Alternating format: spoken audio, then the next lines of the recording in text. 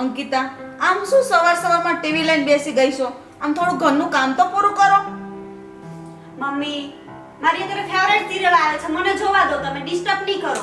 હું મારું કામ કરી નાખીશ પછી. અરે બેટા, કામ હું કરું તો થોડી વાર આરામ કરી લે. ના મમ્મી, તમે આરામ કરો, હું કરી લઈશ.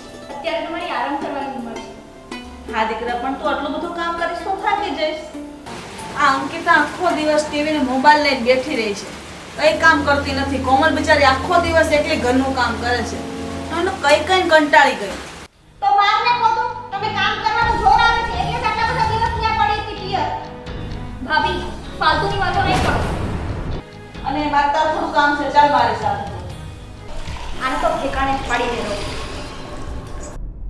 આ તમારી માં આખો દિવસ મારી પાછળ પડી જાય છે અને મારી પાસે નકરું કામ કરાવે છે. ભાભીનો સ્વભાવ જ એવો છે.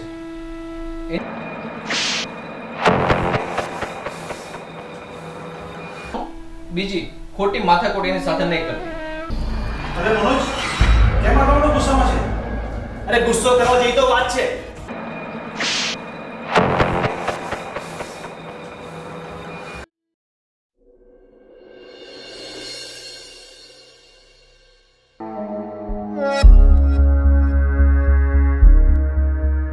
મનોજ, શું છે આ બધું? શું છે ને શું નથી એ બધી તને ખબર જ છે. મારે તને જણાવવાની જરૂર નથી. મનોજ, નાની એમથી વાતમાં આવડું મોટું પગલું ન લેવાનું હોય, અને દરેક ઘરમાં નાની એમથી કિચકિચ ચાલતી જ હોય, તો એમાં કઈ જુદા ના થવાનું હોય. હવે તું મને ગમે તે કે, મને કોઈ ફરક નહીં પડે રોહન. હવે મેં નિર્ણય લઈ લીધો છે. મનોજ, તું આવેશમાં આવીને આ નિર્ણય લઈ રહ્યો છે, પછી જોજે તારે પસ્તાવું ન પડે. પછતાવું હોઈશ ને તો પછતાઈ લઈશ, પણ આ રીતે ગુંગળાઈને હું નથી જીવવા માંગતો. સારું ભાઈ, હવે તે તારો નિર્ણય પાકો કરી લીધો છે, એટલે હું તને ગમે એટલું સમજાવીશ ને તું સમજીશ નહીં. પસ્તાવાનો વાર આવે ને તો અહીંયા પાછું આવી જજે, અને હંમેશા તારા માટે મારા દિલમાં એટલી જ જગ્યા છે. રોહન, મારે તારી જરૂર નથી પડવાની.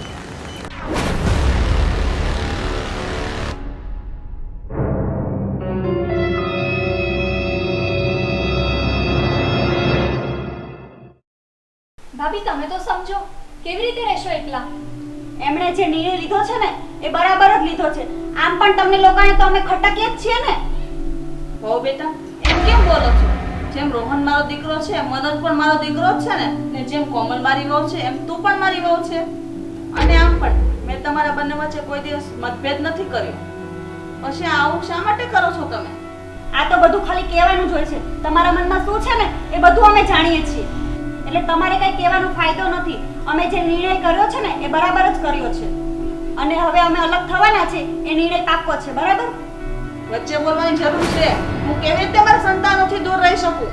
અને જો તમે માં હોત ને તો બંને દીકરા વચ્ચે આવો વેરાવંચો ન રાખ્યો હોત. મેં મારા બંને દીકરા વચ્ચે કોઈ દી વેરાવંચો નથી રાખ્યો. આ તારી ગેરસમજ છે. ભાભી, સમજી જાઓ ને હવે. તમે એક સમજદાર વ્યક્તિ છો. આવું બધું સારું લાગે તમને? એ બધું તારે મને શીખવાડવાની કાંઈ જરૂર નથી. તારી શીખવણ તારી પાસે જ રાખજે. સમજી ગઈ તું? એ તને સમજાવે છે, અને આમ પણ એ જ્યારથી આવી ને ત્યાંથી તારા આંખમાં કાતરાની જેમ ખટકે છે. કાકરાની જેમ તો હું તમને લોકોને ખટકું છું. આ જ્યારથી આવી છે ને ત્યારથી તમારા લોકોને નખરા જોઉં છું. બસ સંગીતા, હવે તું તારી આ હદ વટાઈ રહી છો. તને ઘણી સમજાવી, પણ કાંઈ નહીં. હવે તને જેમ સારું લાગે ને એમ કર. ભાભી, આ તમારું વર્તન ઠીક નથી. તમે સમજવાની કોશિશ તો કરો. તું છે ને તારું કામ કર.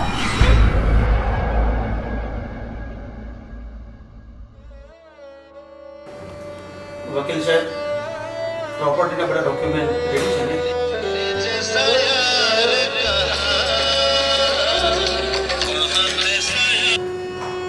હેલો હેલો હેલો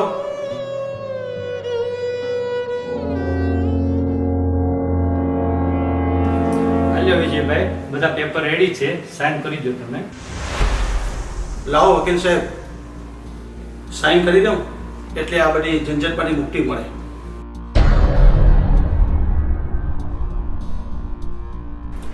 હા વિજયભાઈ, અચાનક તમારે પ્રોપર્ટીના ભાગ પાડવાની શું જરૂર પડી? વકીલ સાહેબ, આ સમય ક્યારે પલટો લે છે ને એની ખબર નથી પડતી.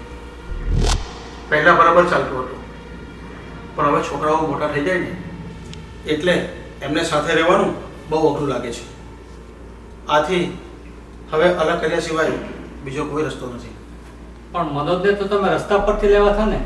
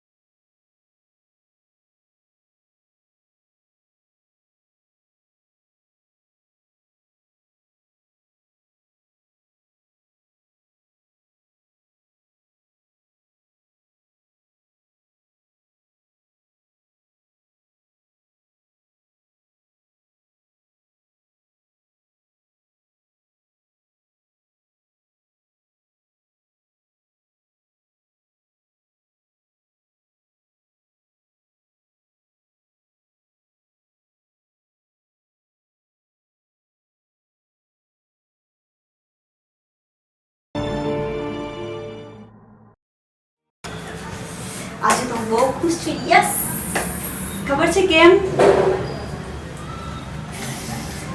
બાપુજીએ ભાગલા પાડી દીધા છે. લે, તમે આવી ગયા? આજે કેમ જલ્દી આવી ગયા? તમને પૂછું છું, આજે કેમ જલ્દી આવી ગયા? કાંઈ નહીં, કામ જલ્દી પૂરું થઈ ગયું એટલે જલ્દી આવી ગયો. તમારી માટે ખુશ ખબર છે. શું? બાપુજીએ પ્રોપર્ટીના ભાગલા પાડી દીધા છે અને સારી સારી પ્રોપર્ટી આપણા નામે કરી દીધી છે. અંકિતા, હવે આપણે પ્રોપર્ટીમાંથી ભાગ નથી જોઈતો. આપણે ખુદ કમાશું અને ખુશ રહેશું. શું બોલો છો તમે? તમારું મગજ તો ઠેકાણે જ છે ને? કેમ પ્રોપર્ટીમાંથી ભાગ નથી જોતો એટલે? અને તમે કહેવા શું માંગો છો? હું જે કહું છું ને એ સાચું જ કહું છું. આ પ્રોપર્ટી ઉપર આપણો કોઈ હક નથી. હક નથી એટલે? શું તમે તમારા પપ્પાના દીકરા નથી? હા, હું એમનો દીકરો નથી. બાપુજી મને રસ્તા પરથી ઉચકી લાવ્યા, ભણાવ્યો, ગણાવ્યો અને પોતાના પગ ઉપર ઊભો કર્યો. અને આજે હું એ મહાન વ્યક્તિ પાસેથી એમની પ્રોપર્ટીમાંથી ભાગ માંગુ છું. મને કેમ કીધા? શું આ યોગ્ય છે? તો પણ શું? મેં તને એકવાર કહી દીધું ને કે મારે પ્રોપર્ટીમાંથી ભાગ નથી જોઈતો. હવે છે ને તું ખોટી મગજમારી નહીં કરતી.